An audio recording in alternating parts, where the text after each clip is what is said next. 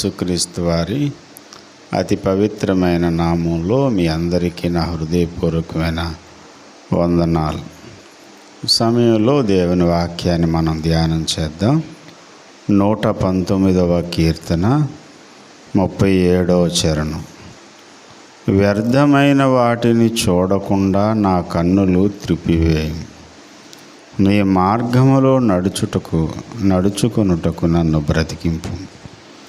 దేవుడి ఈ పరిశుద్ధ వాక్యం ద్వారా మనందరితోనూ మాట్లాడినట్లుగా దేవుని ఆత్మ సహాయం కోరుకుంటూ మనం ప్రార్థన చేద్దాం. తలలు వంచండి, కన్నులు మూయండి. దేవుడు మనతో మాట్లాడినట్లుగా దేవుని వేడుకుందాం. ప్రేమ కలిగిన మా యేసయ్య, పరిశుద్ధుడైన తండ్రి, ఈ సమయంలో నాతోనూ నీ పిల్లలందరితో మీరే మాట్లాడండి. నీ వాక్కు పంపించండి నాయన, నీ స్వరం వినిపించండి. మీరు మాట్లాడితే మేము బ్రతుకుతాం తండ్రి, కాబట్టి మాతో మాట్లాడండి నాయన. ప్రతి ఆటంకాన్ని దూరం చేయండి. తేటగా సూటిగా మాట్లాడి మా హృదయాలు తెప్పరిలో చేయమని యేసయ్య నామంలో వేడుకుంటున్నాం తండ్రి, ఆమేన్. ప్రభునందు ప్రియమైన దేవుని బిడ్డలారా, భక్తుడైన దావీదు గారు చేస్తున్నటువంటి ప్రార్థన, వ్యర్థమైన వాటిని చూడకుండా నా కన్నులు త్రిప్పివేయు. బైబిల్లో ఉత్తమ ప్రార్థన అని ఒక ప్రార్థనకు పేరు పెట్టారు.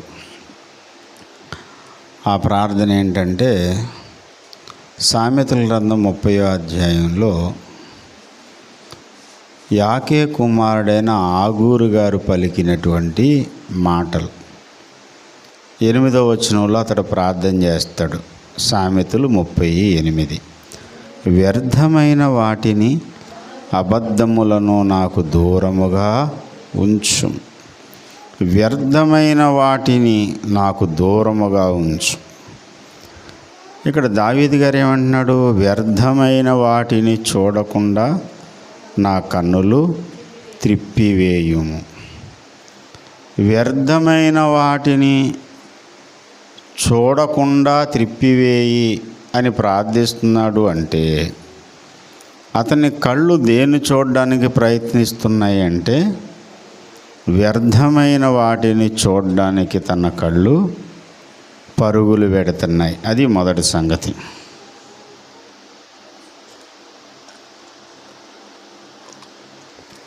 రెండో విషయం ఏంటంటే, వ్యర్థమైన వాటిని చూడకుండా నా కన్నులు త్రిప్పివేయుము అని అడుగుతున్నాడు అంటే, వ్యర్థమైన వాటిని చూడకుండా తన కళ్ళు తాను త్రిప్పుకోవడం తనకు సాధ్యపడడం లేదని అర్థం. నాకు సాధ్యపడిందని నేను చేయగలిగినప్పుడు ఎవరి సహాయం నేను అడగను. ఇప్పుడు ఈ బాక్స్ ఇలా పైకి లేపాలి, బాబు ఈ బాక్స్ కొంచెం లేపండి అని అడుగుతానా? అవసరం లేదు. సింపుల్గా నేను లేపాను, ఇలాగా పైకెత్తి చూపించాను. ఇది ఒక మైక్ బాక్స్.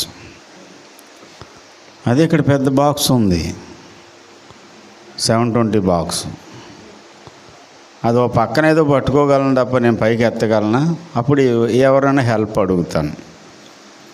బాబు కొంచెం ఇలా వచ్చి హెల్ప్ చేయండి, ఈ బాక్స్ పైకి లేపాలి. భక్తుడు దేవుణ్ణి అడుగుతున్నాడు, వ్యర్థమైన వాటిని చూడకుండా నా కన్నులు త్రిప్పివేయి. అంటే తాను వ్యర్థమైన వాటిని చూస్తూ ఉన్నాడు. వ్యర్థమైన వాటిని చూడడానికి తన కన్నులు ప్రయాసపడుతున్నాయి, ప్రయత్నిస్తున్నాయి. అయితే ఆ స్థితి నుంచి తాను వెనక్కి రావడానికి, వెనుదిరగడానికి తనకు సాధ్యపడడం లేదు. ఇది ఈ వచనంలో స్థూలంగా ప్రాథమిక దర్యాప్తు అన్నట్టు ప్రాథమికంగా మనకు కనబడుతున్నటువంటి విషయాలు. వ్యర్థమైన వాటిని చూడడానికి ఎవరి కన్నులు ప్రయత్నపడుతున్నాయి? ఇది గమనార్హమైనటువంటిది. ఎవరి కన్నులంటే దావీదు భక్తుని కన్నులు. దావీదు ఎవరు అంటే దివారాత్రులు దేవుని ధర్మశాస్త్రాన్ని ధ్యానించేవాడు. దేవుని యొక్క ధర్మశాస్త్రము అందలి శ్రేష్టమైన సంగతులను ధ్యానం చేస్తూ దినమంతా దేవుని ప్రకటించే మనసు కలిగిన వాడు. దిన ప్రారంభం నుంచి దినం ముగించేంత వరకు దావీదు గారి దగ్గరికి ఎవరైనా వచ్చారంటూ అనుకోండి, వారికి ఏం చేస్తాడంటే దేవుని గూర్చి, ఆయన ఆశ్చర్య కార్యాలను గూర్చి, ఆయన శూర కార్యాలను గూర్చి వివరిస్తాడు. ఇది దావీదు భక్తునికి ఉన్నటువంటి అలవాటు. 70వ కీర్తన దావీదు రాసిందే. 71వ కీర్తన ఒకవేళ దావీదు భక్తునిదే. నా ప్రభువా యెహోవా నా నిరీక్షణాస్పదము నీవే. 5వ చరణంలో బాల్యము నుండి నా ఆశ్రయము నీవే. 8లో నీ కీర్తితోనూ నీ ప్రభావ వర్ణనతోనూ దినమంతయు నా నోరు నిండియున్నది. వృద్ధాప్యమందు నన్ను విడనాడకుము. 17 దేవా బాల్యము నుండి నీవు నాకు బోధించుచూ వచ్చితివి. ఇంతవరకు నీ ఆశ్చర్య కార్యములు నేను తెలుపుచూనే వచ్చి తిని. బాల్యము నుండి నువ్వు నాకు బోధిస్తూనే ఉన్నావు. నేనేం చేస్తున్నాను? దాన్ని ఇతరులకు బోధిస్తూ ఉన్నాను. ఇంతవరకు నీ ఆశ్చర్య కార్యములను తెలుపుతూనే ఉన్నాను. ప్రభు అయిన యెహోవా యొక్క మహాత్యమములను బట్టి నేను వర్ణింప మొదలుపెట్టెదను. దిన ప్రారంభం నుండి దినం ముగించేంత వరకు రోజంతా దేవుణ్ణి వర్ణిస్తూ ఉంటాడు. దేవుని వర్ణించడం, దేవుణ్ణి కీర్తించడం, ఆయన నామమును గూర్చి ఇతరులకు ప్రకటించడం ఇత్యాది శ్రేష్టమైనటువంటి వాటి మీద గురి కలిగినటువంటి వ్యక్తి దావీదు. రాత్రి జాముల్లో ఏం చేస్తాడు? పగలేనంటే రాత్రి జాముల్లో దేవుని యొక్క ధర్మశాస్త్రాన్ని ధ్యానించడానికి, ఆయన నామస్మరణ చేయడానికి మేలుకుంటాడట. 119వ కీర్తన 55వ చరణం. నీ కట్టడలను యెహోవా రాత్రివేళ నీ నామమును స్మరణ చేయుచున్నాను.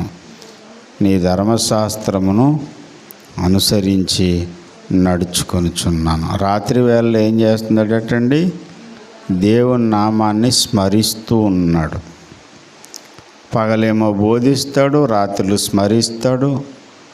అవకాశం దొరికినప్పుడు ఇతరులకు బోధిస్తాడు, ప్రభువుని కీర్తిస్తాడు. దినమునకు 7 మారులు దేవుని ధర్మశాస్త్రాన్ని బట్టి, దేవుని యొక్క వాక్యాన్ని బట్టి దినమునకు 7 మారులు దేవుణ్ణి స్తుతించే లక్షణం.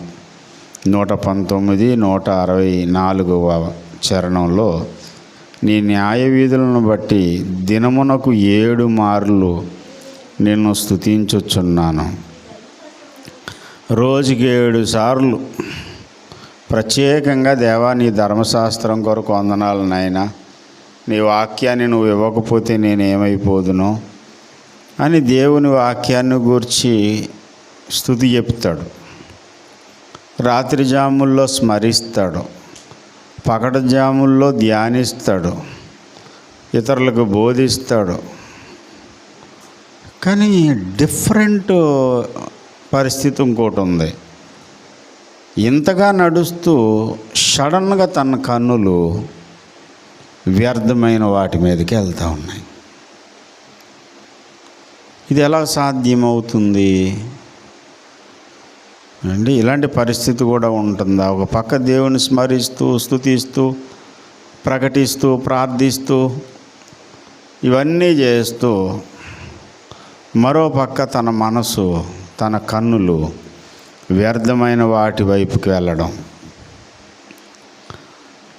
సాధ్యమేనంటారా అంటే మరి సాధ్యమని అనుకోవాలి. ఎందుకంటే మరి భక్తుడు తన హృదయాన్ని ఆవిష్కరిస్తున్నాడు, తన యథార్థ స్థితిని మన ముందు పెడుతున్నాడు. బైబిల్లో ఈ మాటలు దేవుడు ఎందుకు రాయించాడు అనుకుంటున్నారు? ఇలాంటి పరిస్థితి సాధ్యమే అని చెప్పడానికి. ఎలాంటి పరిస్థితి సాధ్యం?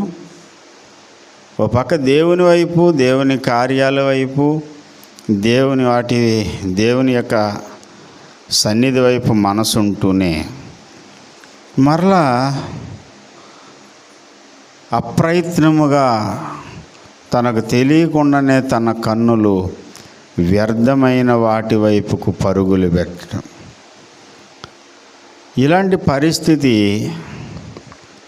ఉంటుందని మనకి దైవజనుడు దావీదు యొక్క జీవితం ద్వారా, తన హృదయ స్థితి ద్వారా మనకు అర్థమవుతుంది.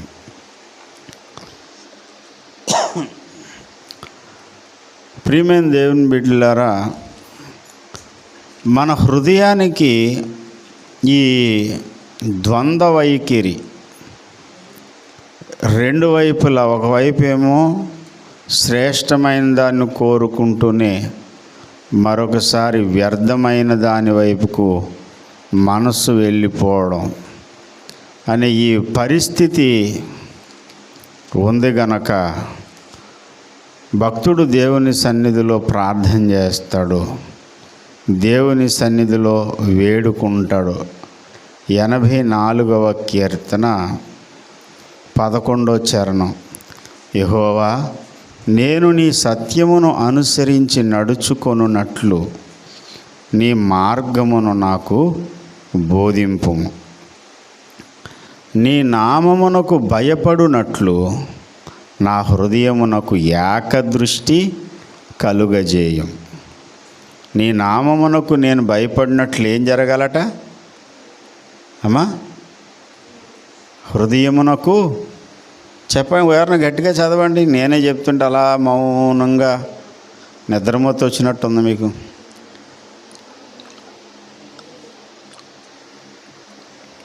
ఎనభై 6వ కీర్తన 11వ చరణం తీయలేదా?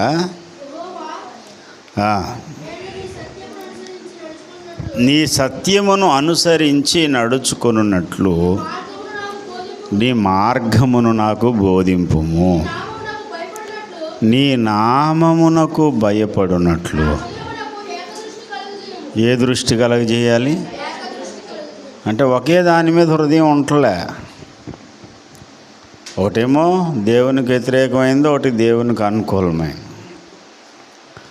ప్రయోజనకరమైన దాని మీద దృష్టి పెడుతూనే సడన్గా ప్రయోజనం కాని వ్యర్థమైన దాని మీదకి వెళ్ళిపోతుంది దృష్టి. మన కళ్ళు, మాంసయుతమైన ఈ కళ్ళు మెల్లకొనుకున్నవాడికి కూడా, ఎవరికైనా సరే మెల్లకొని ఉన్న వాళ్ళు ఏం చేస్తారంటే ఎవరిని చూస్తున్నారో మనకు అర్థం కాదు, అంతే తప్ప వాళ్ళు రెండు చూడలేరు ఒకసారి. ఒక కన్నిటి ఇలా పెడతారు. ఇలా కావాలని పెట్టింది కాదు పాపం, ఆ కన్నుని బట్టి అలా ఉండడం బట్టి చాలామంది బాధపడతారు. మెలకొని ఉన్న వాళ్ళని చాలామంది వేళకోళం చేస్తారు. కాబట్టి పెద్దోళ్ళు ఏం చెప్పారంటే మెలకొని అదృష్టం అన్నారు.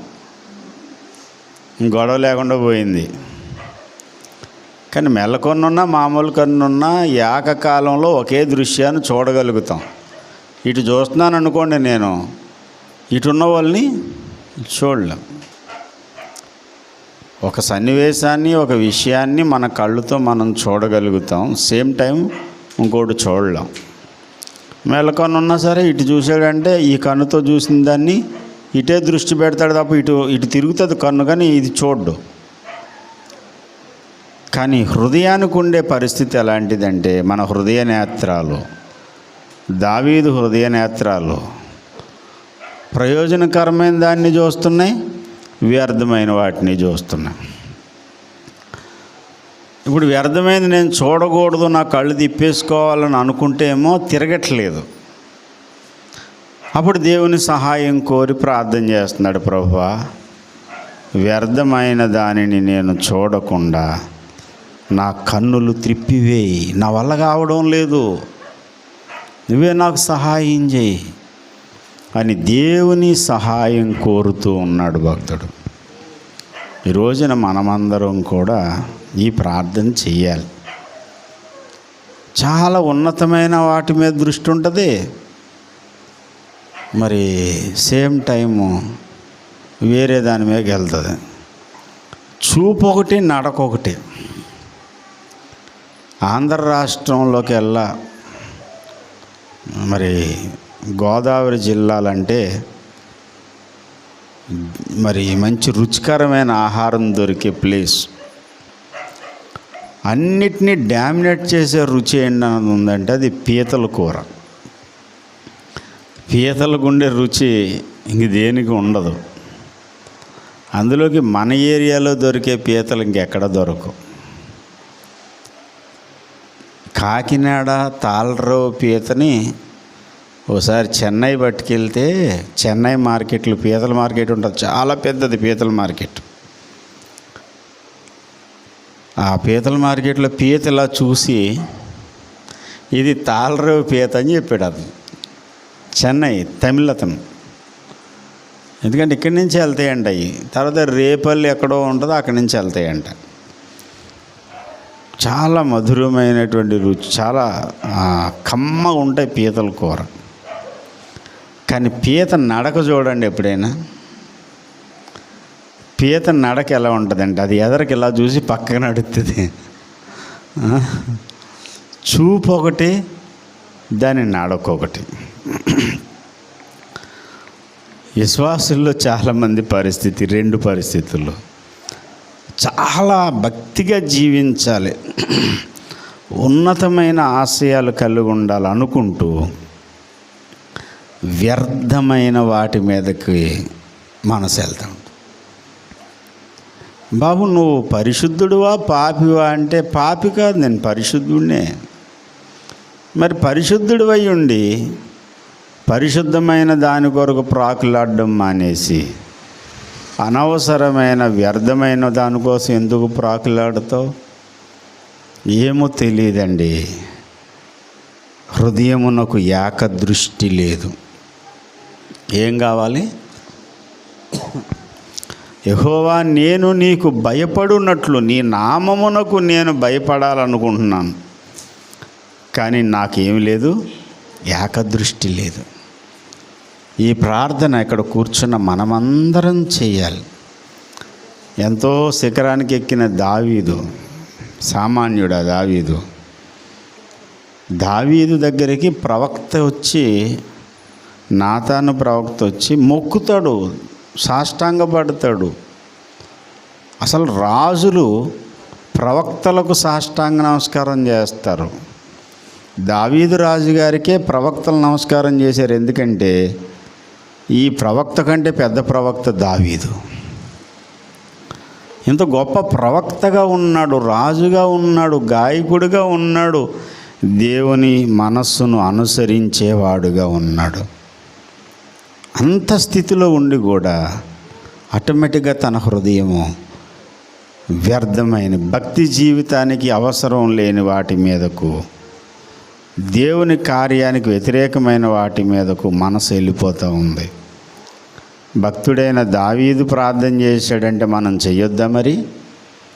మరి ఎక్కువగా మనం దేవుని సన్నిధిలో, ప్రభువా వ్యర్థమైన వాటిని చూడకుండా నా కన్నులు త్రిప్పివేయి. నా భక్తికి ఇది ప్రయోజనం కాదు అనుకున్నాం, అయినా సరే వాటి మీద దృష్టి. అలాంటి వాటిల్లో ఒకటి ఇంతకుముందు చెప్పాను, ఇతరుల సంగతులు. యోహాను ఏమన్నాడంటే, పేతురును గూర్చి యేసయ్యతో అంటాడు, ఇతని సంగతి ఏమగును అన్నాడు. అతని సంగతి నీకు అనవసరం, నువ్వు వచ్చి నన్ను వెంబడించి అన్నాడు యేసయ్య. అండి క్షమించండి, నేను రివర్స్ చెప్పాను.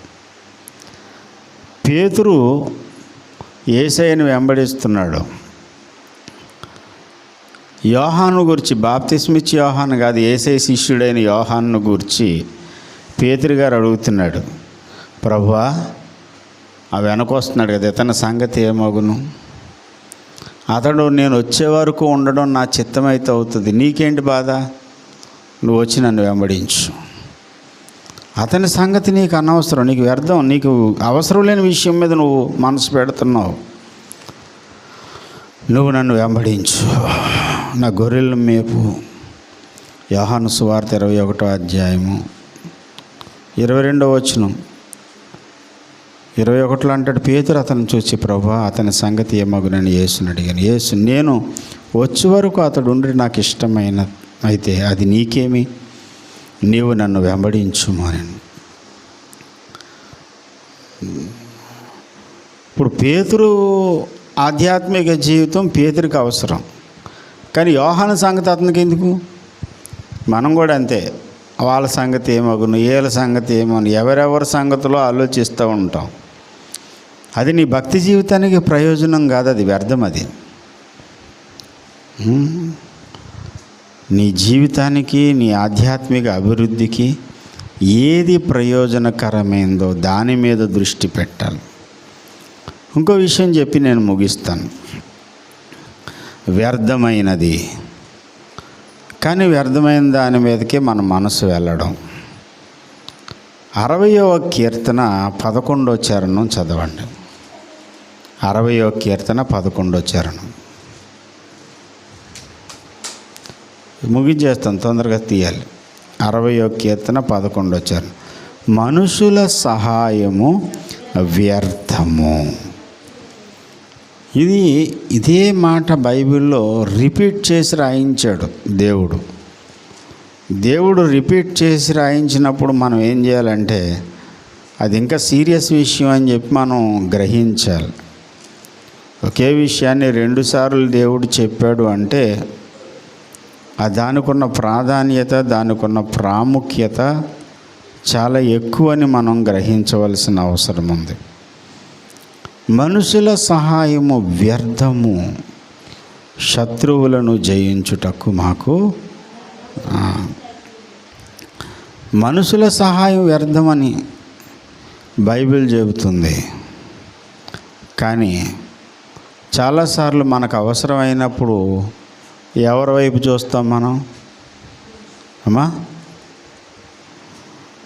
మనుషుల వైపు చూడమా? 121వ కీర్తనలో మొదటి చరణంలో ఏమంటాడు? కొండల తట్టు నా కన్నులు ఎత్తుచున్నాను, నాకు సహాయం ఎక్కడి నుండి వచ్చును? యెహోవా వల్లనే నాకు సహాయము కలుగు. కొండల తట్టు కన్నులు ఎత్తుచున్నాడంట.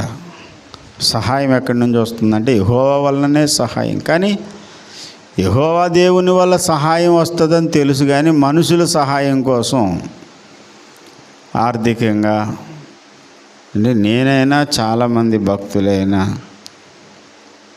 సడన్గా ఏ మనిషి అయినా సహాయం చేస్తాడేమో, విషయం చెప్పడం వల్ల తప్పు లేదు కదా, చెబితే ఏమన్నా సహాయం దొరుకుతుందేమో అని మనుషుల సహాయం కోసం చూస్తాం.